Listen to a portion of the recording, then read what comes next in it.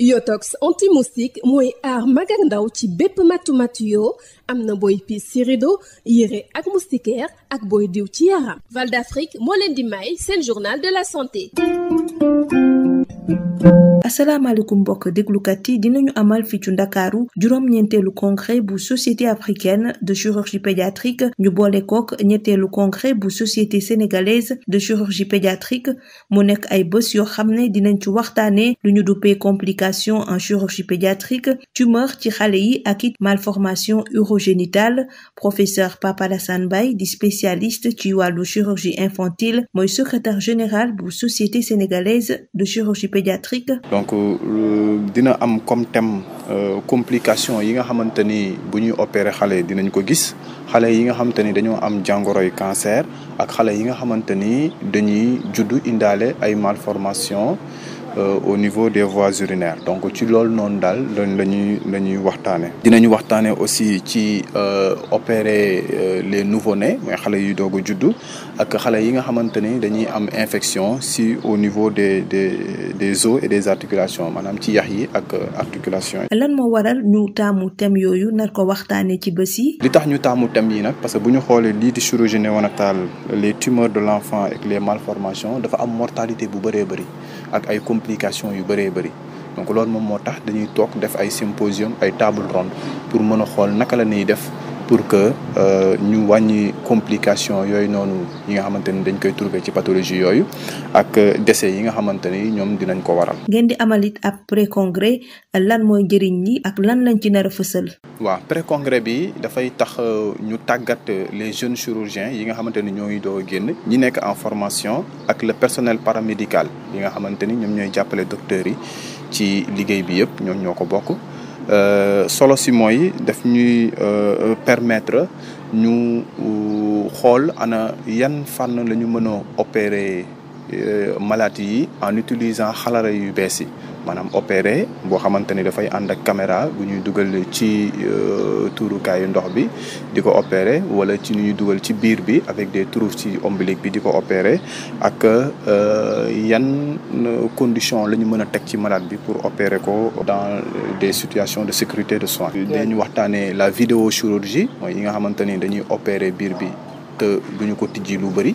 ay trou lañ ciy def rek pour mën a xool li nekk ci biir daal di koy faj dinañu wax tamit dinañu faj tamit li nga xamante ni mooy jàngoro yi voies urinaires yi nga xamante ni bu ñu koy faj dañuy jël caméra dugal ko ci voilà fi ñuy tuuree ndox daal di koy opérer ak li nga xamante ni moom mooy checklist bloc opératoire loolu maanaam malade bi ba muy dugg ba muy génn lépp luñ koy defal ñu mën ko di saytu daal di koy xool pour mu mën ko opérer ci sécurité de soins. jërëjëf professeur Alassane Mbaye mbokk déglukat yi fii la ñu yem ak yéen ñu yendoog jàmm. Yotox anti-moustique mooy aar mag ak ndaw ci bépp matu-matu yoo am na booy piis ci rido yére ak moustiquaire ak booy diw ci yaram. Val d'Afrique moo leen doon may seen journal de la santé.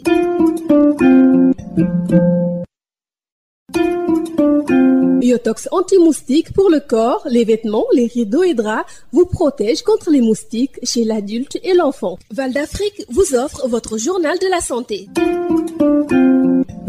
Bonjour chers auditeurs, Dakar accueille du 5 au 9 décembre le 9e congrès de la Société africaine de chirurgie pédiatrique couplé au 3e congrès de la Société sénégalaise de chirurgie pédiatrique, des journées placées sous le thème les complications en chirurgie pédiatrique, les tumeurs de l'enfant et les malformations urogénitales. Les précisions du professeur Pape Alassane Mbaye, spécialiste en chirurgie infantile, secrétaire général de la Société sénégalaise de chirurgie pédiatrique. C'est un congrès international et on attend à peu près plus de 300 participants venant d'Afrique et d'Europe.